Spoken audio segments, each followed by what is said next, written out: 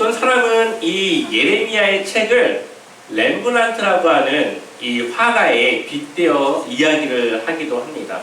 왜냐면 이 렘브란트라고 하는 이 화가의 별명이 빛의 화가이기 때문이죠. 여기 앞에 보면은 그림이 하나가 있습니다. 이 그림은 탕자의 귀환이라고 하는 그러한 제목의 사진입니다. 그림입니다. 보면은 전체적으로 어둡지만 밝게 빛나는 그런 몇몇 곳에 부위들이 있죠. 이 아버지의 얼굴, 그리고 손, 그리고 탕자의 뒷모습, 그리고 형과 같이 보이는 얼굴과 이 손의 모습, 여러 가지 이 조명을 통해서 이 화가는 자신의 메시지를 전합니다. 특별히 몇 군데만 보자면 이 탕자의 뒷모습 굉장히 왜소하죠. 그리고 옷은 어떻죠? 낡았죠. 발을 보면 발은 신발 한 짝이 벗겨져 있습니다. 잘 보이시지는 않겠지만 그래도 얼굴은 뭔가 평안한 얼굴을 하고 있는 것을 볼 수가 있습니다. 이 왜소함과 이 낡은 옷은 그가 얼마나 고생을 했는지 그의 삶을 대변해 주는 것이죠. 낡아 빠진 이 신발과 벗겨진 신발은 그가 얼마나 아버지에게 돌아오는 것이 급했는지를 보여주는 것입니다. 또한 그의 평안한 얼굴은 그래도 이제 아버지를 만났다라고 하는 안도감을 그가 느낄 수 있는 것이죠. 아버지의 손을 잘 보면은 한쪽 손은 남자 손과 같은 아주 굵직한 손이고 한쪽 손은 아주 얄쌍한 여성의 손을 하고 있습니다. 이것은 이 구성애 그리고 모성애의 두 가지의 사랑을 가지고 있는 이 마음을 표현을 하고 있습니다. 그리고 두 손으로 이 탕자를 자신 쪽으로 끌어당기고 있는 이 아들을 받아주는 이 아버지의 자비로운 마음, 그리고 그 아들을 안겨주는 그의 사랑을 보여주고 있다. 그런데 이 아버지의 얼굴은 그렇게 기뻐 보이진 않죠. 슬픈 것도 아니지만 그냥 안도감 정도의 어중간한 그런 표정을 하고 있습니다. 왜 그럴까요? 여러 가지 해석들이 있지만 제가 보았던 렘브란트 성서를 그리다라고 하는 책을 보면은 이 저자는 이 아버지가 두 아들을 한없이 사랑하는데 그 아들은 그 아버지를 사랑하지 않기 때문에 그 아들들이 사랑하지 못하는 자신을 사랑하지 않는 그 마음을 표현한 것이라고 이야기를 합니다. 아버지는 당연히 이 두 아들을 사랑하지만 그 두 아들이 아버지를 사랑하는 것은 당연한 것 같지 않습니다. 아버지도 사랑을 받아야 하는 존재라는 것을 우리에게 보여주고 있는 것이죠. 하나님도 우리를 사랑하시지만 우리의 사랑을 받고 싶어 하십니다. 이처럼 렘브란트라고 하는 화가는 어둠과 빛이라고 하는 이 대조를 통해서 자신이 하고자 하는 메시지를 전하는 그러한 기법으로 그림을 그렸던 사람입니다. 그런 것처럼 이 예레미야에도 어둠과 빛의 이야기가 있습니다. 심판이라고 하는 어둠, 그리고 그들을 다시 회복시키실 것이라고 하는 하나님의 소망의 빛을 이 예레미야에서에 담고 있죠. 그래서 예레미야의 전체적인 내용은 대부분 심판에 대한 내용입니다. 아주 어두운 그러한 내용이죠. 하지만 예레미야 30장부터 34장까지를 보면 새 언약의 메시지가 들어있어요. 그들을 회복시키실 것이고 내가 다시 그들의 하나님이 되고 이 언약은 영원히 깨지지 않는 새 언약을 세우시겠다라고 하는 이 빛으로의 이 언약을 가지고 있습니다. 그래서 이 예레미야서의 전체 내용 중에 이 30장부터 34장까지의 내용은 중심 내용입니다. 정말 이 예레미야를 통해서 하고 싶은 이야기는 바로 여기에 담겨져 있는 것이죠. 또한 성경 전체적으로 보았을 때에 이 구약 성경에서 주고자 하는 메시지는 바로 이 새 언약. 옛 언약은 헤어지고 하나님께서 일방적으로 주시는 새 언약에 대한 메시지를 이 예레미야서에서 담고 있습니다. 그러니 아주 밝은 빛이 이 예레미야를 비추고 있는 것이죠. 그렇다면 현재 이 유다의 상황은 어떻는지 우리 한번 보도록 하겠습니다. 예레미야의 30장 12절 함께 읽어볼까요? 같이 읽어보겠습니다. 여호와께서 이와 같이 말씀하시니라. 내 상처는 고칠 수 없고 내 부상은 중하도다. 아멘. 유다의 상처를 어떻게 할 수 없다고요? 고칠 수 없다. 그동안 하나님이 여러 사람들을 통해서 유다가 잘못됐으면은 되돌려 놓으셨는데 이제는 그 한계를 벗어났고 그들의 상처를 고칠 수 없고 그들이 지금 처해 있는 이 부상은 너무 중하다. 그래서 그들을 어떻게 합니까? 새롭게 하자. 다시 처음부터 만들자. 왜 그렇습니까? 하나님은 토기장이시니까요. 하나님은 그러실 권한이 있으니까요. 그들을 벌하는 것도 하나님의 주권이고 그들에게 은혜를 주고 축복을 주는 것도 하나님의 권한입니다. 그래서 예레미야 18장 4절을 보면 예레미야가 하나님의 말씀을 듣고 토기장이를 찾아갑니다. 그랬더니 토기장이가 그 손에서 그 그릇을 터뜨려서 자기 의견에 좋은 대로 다른 그릇을 만들었습니다. 그때 하나님의 말씀이 예레미야에게 임합니다. 그리고 6절 말씀 같이 읽어보겠습니다. 여호와의 말씀이니라. 이스라엘 족속아, 이 토기장이가 한 것 같이 내가 능히 너희에게 행하지 못하겠느냐? 이스라엘 족속아, 지능이 토기장이의 손에 있음 같이 내가 내 손에 있느니라. 아멘. 회복이 불가능한 이스라엘 그리고 유다, 그러니까 어떻게 하십니까? 새롭게 하겠다. 그러기 위해서 그들을 포로로 보내시는 겁니다. 새롭게 하기 위해서, 다시 처음부터 시작하기 위해서 그들을 포로로 바빌론으로 보내시는 것이죠. 그러니 북이스라엘은 아수르에게 명해서 흩어졌고 남유다는 바벨론에 망해서 포로로 잡혀가지만 그것은 하나님이 이들을 버린 것이 아니라 무엇을 하기 위한 과정입니까? 새롭게 하기 위한, 그들을 아예 바꿔놓기 위한 하나님의 방법이라는 것입니다. 이스라엘은 여전히 하나님의 손에 있는 것이죠. 하나님은 그들을 버린 것이 아니라 여전히 그들과 함께하고 있습니다. 오늘 하나님께서 예레미야에게 주시는 이 새 언약의 말씀은 하나님의 무조건적인 사랑, 그리고 하나님께서는 못하실 것이 없는 무한하신 능력을 가지신 하나님이라는 것을 우리에게 보여주고 있습니다. 우리 한번 본문의 말씀을 읽어볼까요? 우리 31장 31절 같이 읽어보겠습니다. 여호와의 말씀이니라. 보라, 날이 이르리니 내가 이스라엘 집과 유다 집에 새 언약을 맺으리라. 아멘. 하나님께서 이제 이들과 새 언약을 맺기 원하시는데 이스라엘 그리고 유다, 이 두 민족을 합치면 온 이스라엘이 되는 것이죠. 북이스라엘과 남유다 모두에게 새 언약을 맺으실 것이다. 왜 새 언약을 맺으시냐? 32절을 보니까 그들을 애굽의 땅에서 인도해던 나의 땅에 맺은 것 같지 않은 그 언약, 그들은 하나님의 남편이, 하나님은 그들의 남편이 되었고 그들과 언약을 맺었지만 옛 언약을 그들이 깨뜨렸죠. 그 언약을 회복할 수 없을 정도로 언약이 완전히 깨어져 버렸습니다. 그래서 하나님은 새로운 언약을 맺기로 하신 겁니다. 이 새 언약은 옛 언약과 다르죠. 물론 그 중심 계명은 같습니다. 하지만 그것을 돌판해 주는 것이 아니라 우리의 마음에, 그래서 그것을 우리가 온전히 다룰 수 있도록 하시겠다 말씀하십니다. 우리 한번 33절 말씀 같이 읽어보겠습니다. 그러나 그날 후에 내가 이스라엘 집과 맺을 언약은 이러하니 곧 내가 나의 법을 그들의 속에 두며 그들의 마음에 기록하여 나는 그들의 하나님이 되고 그들은 내 백성이 될 것이라. 여호와의 말씀이니라. 아멘.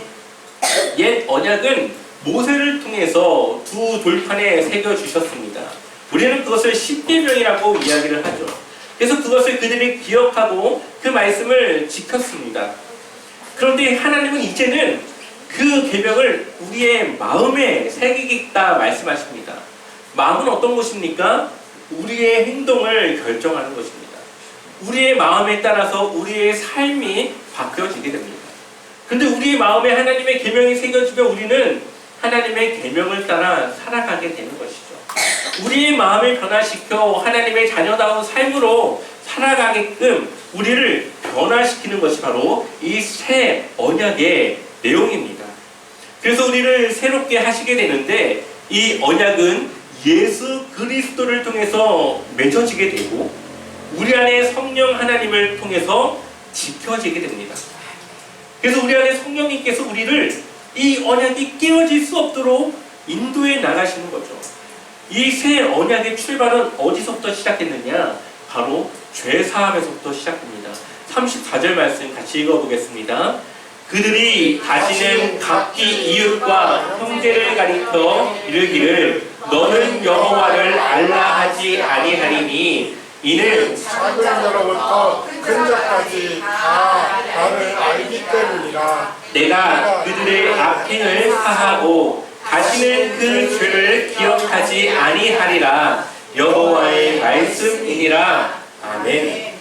그들이 행했던 모든 악한 것을 다 사하시고 그 죄를 기억하지 않겠다. 그들의 모든 죄를 다 리셋, 새롭게 해서 기억하지 않고 새 언약을 통해 다시 그들을 통해 하시겠다라고 말씀하십니다. 일방적인 은혜입니다. 그들이 하나님께 우리 죄를 사해 주세요 말씀하지 않았죠. 우리를 구원해 주세요 말씀하지 않았습니다. 그러나 하나님은 여전히 그들의 하나님으로서 그냥 그들이 할 수 없는 그 일을 하나님께서 하시고 그들이 이제 하나님을 떠나지 않는 백성이 되게끔 하나님께서 그들을 붙잡아 가실 새 언약을 계획하고 있다는 것입니다. 예수 그리스도를 통해서 우리는 죄 사함을 얻었습니다. 이미 예수 그리스도를 통해서 온 인류는 죄를 용서받았습니다. 그 은혜를 알고 믿으면 그 은혜를 잊고 살아가는 것이고 그 은혜를 모르면 그 은혜를 누리지 못하고 살아가는 것입니다. 하나님께서 예수 그리스도를 이 땅 가운데 보내주신 것은 우리의 요구가 아니죠. 하나님의 계획입니다. 그냥 하나님이 일방적으로 주시는 은혜입니다. 이스라엘뿐만 아니라 모든 인류는 스스로 가지고 있는 이 죄 때문에 죽을 수밖에 없습니다. 근데 예수님께서 흘리신 그 피로 우리의 모든 죄를 용서해 주셨습니다. 그것을 믿고 예수 그리스도께로 나오는 모든 사람들은 그 은혜를 누리는 것이죠. 그래서 새 언약을 통해서 누릴 수 있는 첫 번째 은혜는 바로 죄 사함의 은혜입니다. 누구도 해결할 수 없던 죄의 문제를 해결받게 되었고 죄가 없어지니 하나님과의 관계가 회복되는 것이죠. 그래서 두 번째로 누릴 수 있는 은혜는 바로 하나님과의 관계 회복입니다. 여기서 우리가 하나님의 마음을 한번 돌아봐야 합니다. 이스라엘과 유다가 하나님께 죄를 지었고 회개하지 않아서 그들 각각의 나라는 하나님께 심판을 받았습니다. 그런데 그들이 받았던 그 심판에는 아주 놀라운 은혜가 숨겨져 있다는 거죠. 그것은 여전히 하나님께서 그들의 하나님이시며 이스라엘을 버리지 않았다라는 것을 보여주고 있는 것입니다. 좀 더 쉽게 이야기를 하면은 한 가지 이야기를 드리자면 어느 날 이 무신론자였던 로버트 잉거솔이라고 하는 이 철학자가 이 광장에 사람들을 모아놓고 무신론에 대한 하나님은 없다, 신은 없다라고 하는 이 강연을 아주 많은 사람들에게 유창하게 펼치고 있었습니다.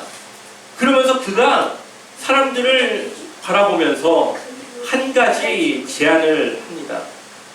자신의 시계를 풀어서 앞에 놓고 사람들에게 이 시계를 보여주며 여러분, 제가 앞으로 5분 동안 하나님을 욕하겠습니다. 5분 후에도 제가 살아있다면, 제가 신의 저주를 받지 않는다면 신은 없다라는 겁니다. 하면서 그가 5분 동안 입으로 할 수 없는 여러 가지 모독적인 말들을 펼치기 시작합니다.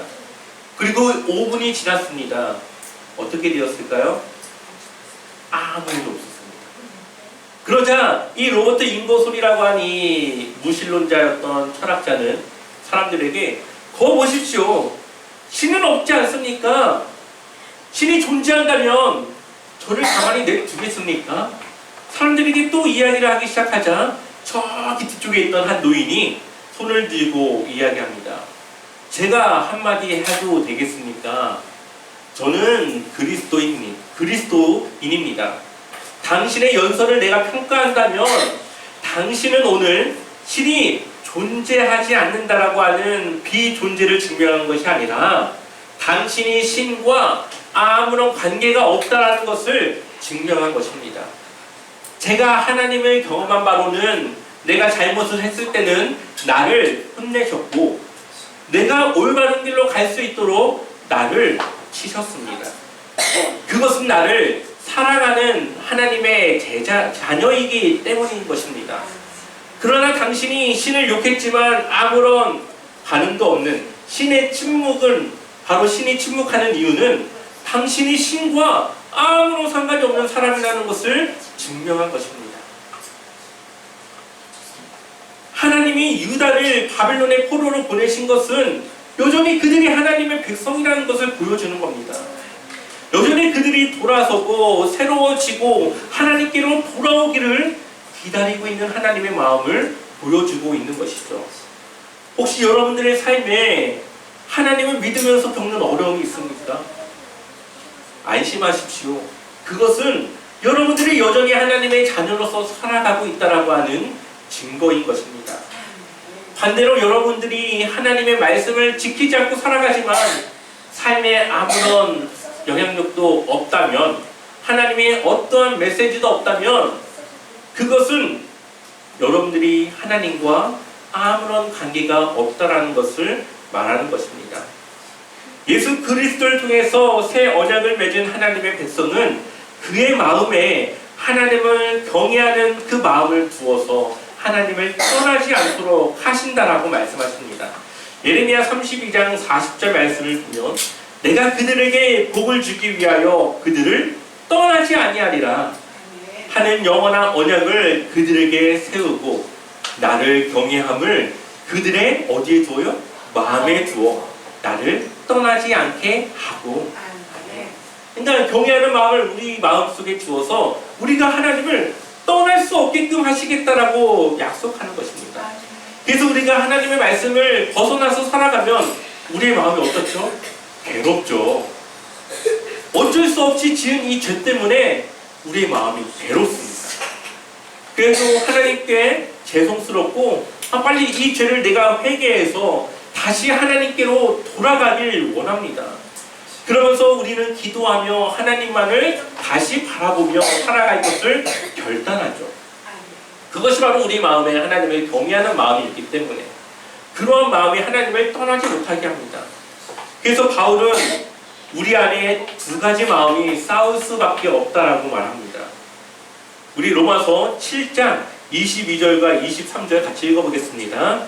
내 속사람으로는 하나님의 법을 즐거워하되 내 지체 속에서 한 다른 법이 내 마음의 법과 싸워 내 지체 속에 있는 죄를 나를 상하는 것을 보는도다. 아멘.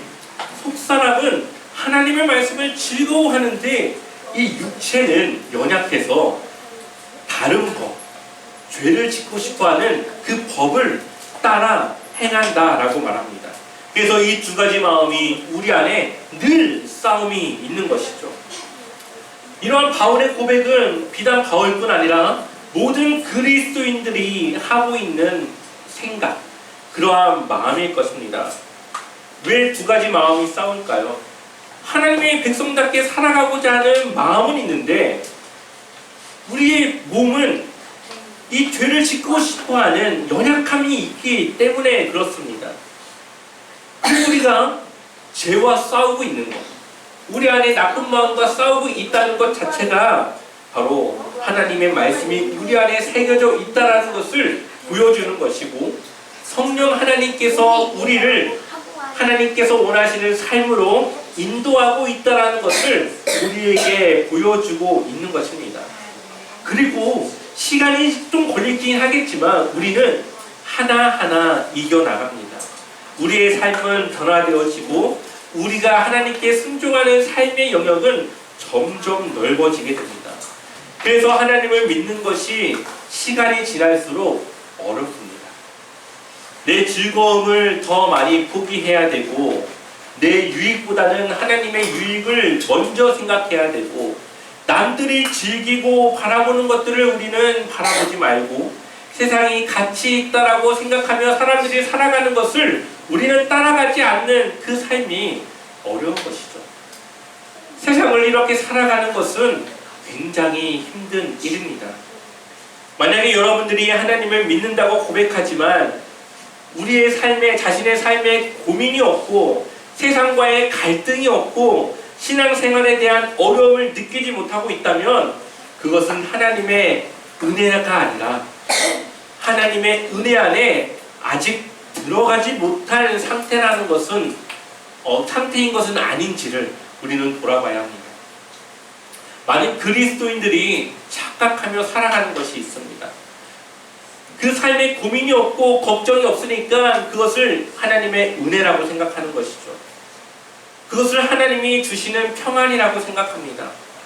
그러나 많은 경우 하나님의 은혜 밖에서 살아가고 있으니까 세상과 구별되지 않으니까 편한 것이죠. 그러니까 기쁜 것이죠.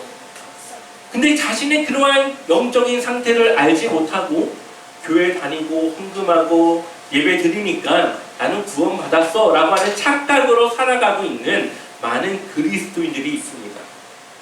하나님을 믿는 기쁨은 하나님의 말씀을 지키는 것에서 나옵니다. 우리가 힘들지만 정말 어렵게 싸워서 결국은 하나님의 말씀에 내가 순종하는 그 순간 이겼다. 내가 힘들지만 하나님을 선택했고 내 믿음을 지켰다 라고 하는 이 사실에 우리는 기쁨을 누립니다. 그 과정이 얼마나 우리가 힘듭니까? 세상과 하나님 사이에서 이 저울질하면서 고뇌하는 이 시간들이 얼마나 우리에게 어려운 시간입니까? 그러나 이 두 마음에서 우리가 결국 하나님께서 우리에게 주신 이 말씀을 따라 순종했다라고 하는 그것이 우리로 하여금 기쁨을 갖게 하고 감사하게 하는 것입니다. 그래서 세상에 있지만 세상에 속하지 않은 거룩한 그리스도인으로 살아가는 것은 어려운 것입니다. 그럼에도 주님이 주신 은혜를 기억하며 우리를 구원하여 주신 예수 그리스도를 따라 살아가는 제자로 우리는 살아가기를 기뻐하는 것이죠. 우리가 세상에서 하나님을 믿으며 살아갈 수 있는 능력은 기도에서부터 나옵니다. 그래서 하나님은 포로로 잡혀간 하나님의 백성들에게 부르짖으라고 이야기를 합니다. 예레미야 33장 2절과 3절의 말씀을 같이 읽어보겠습니다. 이를 행하시는 여호와, 그것을 만들며 성취하시는 여호와, 그의 이름을 여호와라 하느니가 이와 같이 이르시도다. 너는 내게 부르짖으라. 내가 내게 응답하겠고 내가 알지 못하는 크고 비밀한 일을 내게 보이리라. 아멘. 2절에서 말씀하고 있는 하나님의 능력은 하나님께서 무한하신 능력, 모든 일을 하실 수 있는 그 능력을 말하고 있습니다. 과거 이스라엘 백성들이 가나안 땅을 정복할 때에 그들의 힘으로는 할 수 없었지만 하나님이 그들과 함께해서 하나님이 약속하신 그 가나안 땅을 정복하게 되었습니다. 바로 그때의 그 하나님의 능력을 말하고 있는 것이죠. 그래서 하나님의 그 능력을 너희가 의지하고 부르짖으라.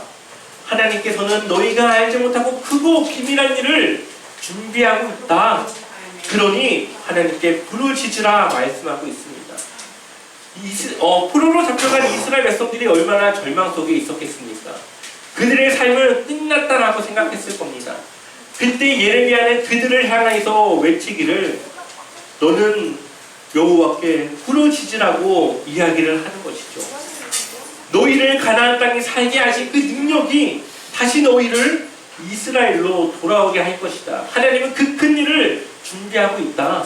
그러니 너의 그 어려움 속에서 하나님께 부르짖어 그 어려움을 이겨내고 그 믿음을 지키고 하나님을 바라보라 하고 하는 그 메시지를 그들을 향해서 던지고 있습니다.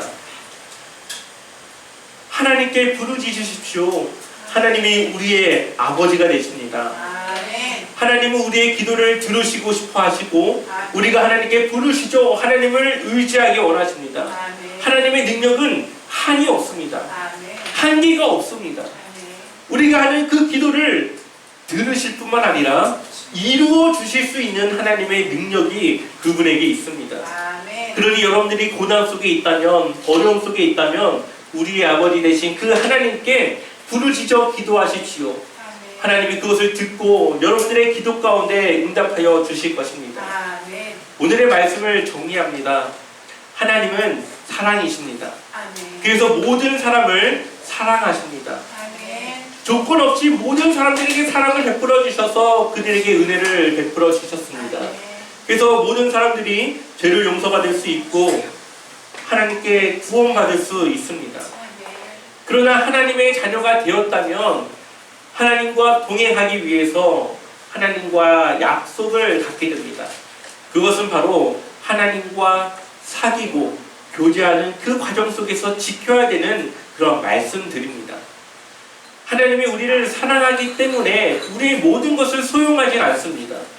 하나님의 자녀가 엇나갔을 때는 그들을 돌아오도록 유다와 같이 그들을 회초리로 치신 것처럼 치시기도 합니다. 왜냐하면 그들은 하나님의 사랑하는 자녀이니 그들이 올바른 길로 돌아오도록 그들을 인도해 주시는 것이죠.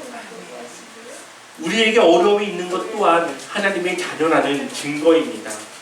그래서 우리가 전도할 때는 사람들에게 하나님의 무조건적인 사랑을 전하지만 하나님과 관계를 맺고 그분의 자녀가 된 순간부터는 하나님의 말씀을 따라 살아가기를 결단하며 그 말씀 안에 살아가야 합니다. 그 말씀을 따라 순종하며 지켜나갈 때에 우리는 하나님의 거룩한 그 은혜 안에 살아갈 수 있게 됩니다. 돌아온 탕자의 아버지가 두 자녀의 사랑을 원한 것처럼 하나님은 우리의 사랑을 원하고 있습니다. 이제 우리는 하나님의 사랑을 받는 것뿐 아니라 그 사랑을 줄 수 있어야 합니다. 그것은 하나님의 말씀을 순종하는 것부터가 시작이고 그 사랑을 전하는 것으로 나타나게 됩니다. 하나님을 사랑하고 이웃을 사랑하는 그 말씀을 통하여 그러한 삶을 통하여 늘 주님의 은혜 안에 살아가시고 주님을 사랑한다 고백하시기를 소망합니다.